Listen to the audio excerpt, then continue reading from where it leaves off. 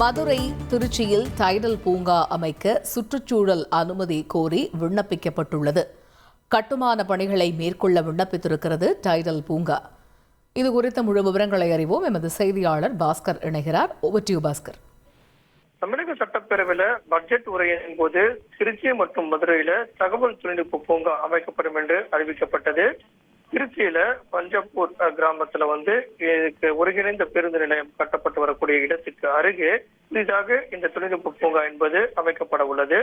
திருச்சியில ஒரு 5 லட்சம் சதுர அடியில 315 கோடி ரூபாய் செலவுலதான் இந்த புதிய டைடல் பார்க் என்பது அமைக்கப்படுகிறது.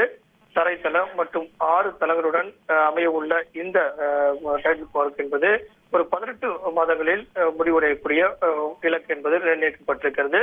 இதில் 5000 ஊழியர்கள் பணியாற்றும் வகையில பிரம்மாண்டமாக அமைப்பதற்குண்டான நடவடிக்கை என்பது மேற்கொள்ளப்பட்டிருக்கிறது.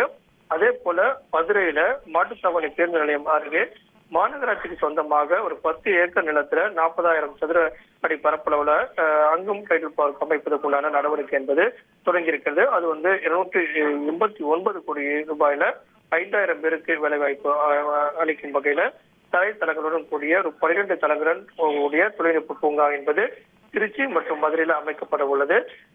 சுற்றுச்சூழல் அனுமதி கோரி தற்போது விண்ணப்பங்கள் என்பது கொடுக்கப்பட்டிருக்கிறது. அதன் அடிப்படையில் விரைவில் பணிகள் என்பது தொடங்கப்பட உள்ளது.